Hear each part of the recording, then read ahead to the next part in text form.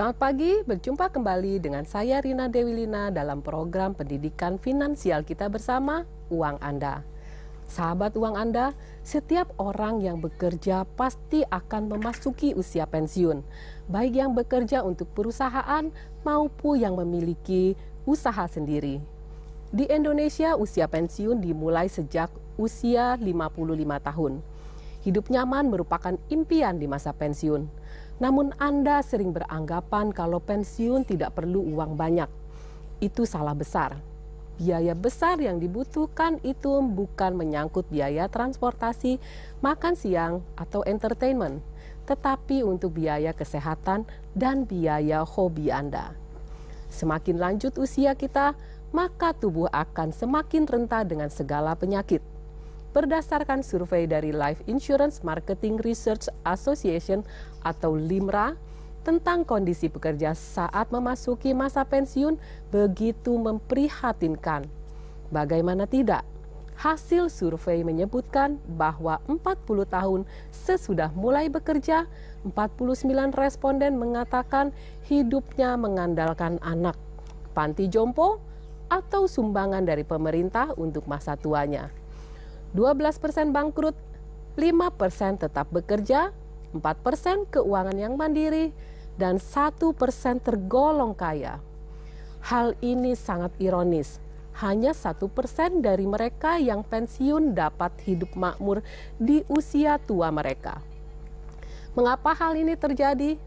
Tak lain adalah karena kurangnya perencanaan keuangan yang cukup baik saat usia produktif atau usia muda. Bagi Anda yang bekerja sebagai karyawan, mempersiapkan masa pensiun bukanlah pekerjaan yang mudah. Persiapan ini menyangkut berbagai aspek termasuk psikologis, spiritual, mental, kesehatan, dan tentu saja finansial.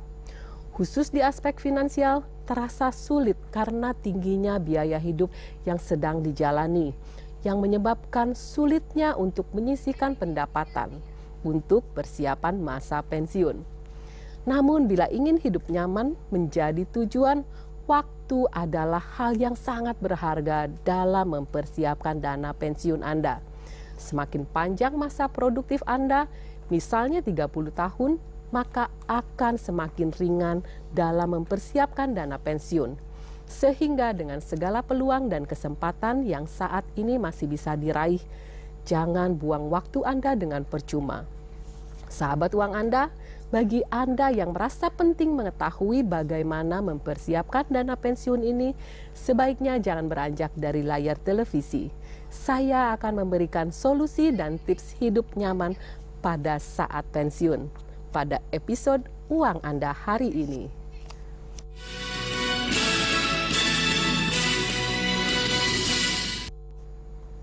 Baiklah sahabat Uang Anda, saatnya saya membuka segmen interaktif di nomor di bawah ini. Bagi Anda yang berhasil masuk ke line interaktif, mohon mengecilkan volume suara televisi Anda. Jangan lupa passwordnya, uang Anda kendali di tangan Anda. Sambil menunggu telepon masuk, saya ingin menjelaskan soal mengelola dana pensiun ini. Dana pensiun bisa direncanakan dengan berbagai cara, seperti menyimpan dana dalam berbagai produk investasi dan perbankan, dan perhatikan inflasi yang akan terjadi. Dengan asumsi inflasi 8% dan biaya hidup yang rata-rata, maka saat memasuki usia pensiun antara 60 hingga 80 tahun, besarnya biaya hidup diprediksi meningkat menjadi 3.650 juta rupiah. Jumlah angka yang membengkak luar biasa. Untuk itu, beberapa pertanyaan dasar yang harus Anda ketahui dalam mempersiapkan dana pensiun. Yang pertama, berapa dana yang dibutuhkan untuk pensiun? Cara mudah yang dapat dilakukan adalah dengan menghitung besarnya biaya rutin yang saat ini Anda keluarkan. Para ahli berpendapat kita memerlukan replacement rate antara 60% sampai 80% dari penghasilan bulanan saat ini, agar dapat mempertahankan standar hidup setelah pensiun. Kedua, dari manakah sumber keuangan diperoleh? Sumber keuangan bisa diperoleh dari gaji bulanan, tabungan, investasi, atau program pensiun, atau jam sostek yang kita ikuti. Dan ketiga, ya, halo uang Anda. Halo uang Anda, selamat pagi. Uang Anda kendali di tangan Anda. Ya, dari mana dan dengan siapa? Pak Haji Yori di Tebet. Ya, silakan Pak.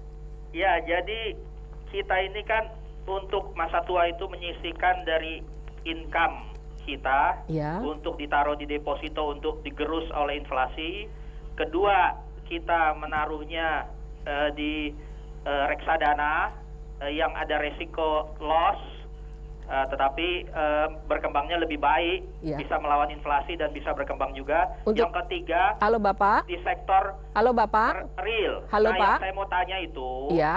itu apakah pilihan yang mana yang terbaik untuk penyisihan ke sebagian income kita dari 3 itu, deposito, reksadana, dan menanamkan uang di sektor real yang dapatnya itu jauh lebih besar daripada sektor finansial atau reksadana yang cuma 48% per tahun maksimal. Sedangkan di Baik, sektor Pak. real ini bisa lebih besar. Baik, tapi Pak ada Yori. risiko juga. Terima kasih. Baik, terima kasih atas pertanyaannya Pak Yauri. Tentu ada beberapa macam bentuk investasi yang kita bisa gunakan pada saat pensiun. Nah, yang mana yang paling baik yang harus kita cocokkan adalah dengan profil resiko kita. Tidak semua orang cocok dengan deposito, belum tentu juga semua orang cocok dengan reksadana, ataupun belum tentu orang cocok dengan properti atau sektor real.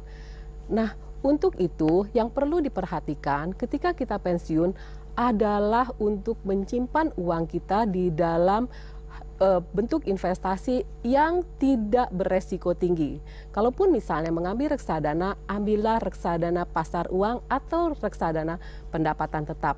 Jangan lagi menggunakan reksadana yang mengandung saham. Karena pada saat pensiun, uang yang kita kumpulkan adalah saatnya kita konsumsi. Nah, begitu Pak Yauri, semoga jawaban saya bermanfaat. Halo, uang Anda, selamat pagi. Halo, Ya, silakan. Dari mana dan dengan siapa? dari Jakarta, Dengan? Pak Anan. Ya, silakan. Pertanyaannya langsung ke pertanyaan. Iya, kan saya baru bekerja nih dengan gaji 2,5. Ya, Tiap bulan kok selalu habis ya. Pak, saya masih single. ya. Saya sih mau investasi sih kayaknya di emas gitu-gitu deh. Baik. Bagus nggak ya kira-kira untuk? Ya, terima kasih Pak Anan. Mohon maaf nih Pak, sebenarnya topiknya saat ini adalah kita mempersiapkan pensiun, sehingga saya akan menjawab pertanyaannya sesuai dengan topik kita hari ini. Nah, bagaimana mengaturnya? Coba buat catatan untuk pengeluaran. Setelah itu harus Anda sisakan untuk memulai menyisihkan investasi untuk pensiun. Pilihlah jenis investasi yang paling cocok dengan kondisi profil Anda. Tetapi bila Anda masih muda, silahkan boleh mencoba dengan profil resiko yang lebih beresiko. Ya, silakan. Nah, ketiga, berapa yang harus disisihkan? Agar Anda bisa lebih disiplin dalam menyisihkan dana pensiun, ada baiknya mengikuti program pensiun di tempat bekerja Anda. Anda berharap memperoleh minimal 70% dari besaran bulanan yang biasa diperoleh. Terakhir, di manakah Anda menyimpan dana pensiun? Anda bisa menyimpannya di tabungan, reksadana, obligasi, dan sampai saat ini produk-produk ini perhitungan pajaknya dihitung final. Bagi Anda yang menggunakan sarana lembaga keuangan untuk pensiun, perlu dipertimbangkan pajak yang diberlakukan ketika masa jatuh tempo tiba. Halo uang Anda. Halo uang Anda. Selamat pagi. Pagi. Dengan siapa dan dari mana? Yanti di Bekasi. Iya, silakan. Yang saya mau tanya kan gini Bu, suami saya kan di BUMN. Ya. Di situ perusahaan itu menawarkan tiap tahun atau 2 tahun sekali itu menawarkan untuk pensiun dini. Iya. Cuma kita nggak punya basic dagang, punya basic bisnis. Cuma sekarang selagi suami saya masih di BUMN tersebut lagi bisnisnya kayak mode prabayar listrik, token, pulsa. Iya. Boleh langsung ke pertanyaannya Ibu? Nah, kalau misalnya kita masih ragu kalau kita mau ngambil pending ini, bingung uang ini akan diusahakan untuk apa, sedangkan kita nggak punya basic bisnis gitu, Bu. Baik Ibu Ya, Yanti. terima kasih Ibu. Ya, terima kasih atas pertanyaan Ibu Yanti. Nah, Ibu, apabila Anda memang tidak mempunyai basic untuk bisnis, sebaiknya jangan dulu diambil pensiun dini tersebut. Nah, dari uang yang terkumpul sekarang, Ibu bisa mengumpulkan uang dan mencoba memulai untuk usaha untuk persiapan pensiun. Tetapi pensiun dini itu sebaiknya jangan diambil sekarang, karena bila tidak bisa mengelolanya, uang itu akan hanya habis dalam beberapa tahun. Sehingga jangankan untuk pensiun, bahkan untuk hidup ke depannya pun kemungkinan akan menjadi sulit. Demikian jawaban dari saya untuk Ibu Yanti.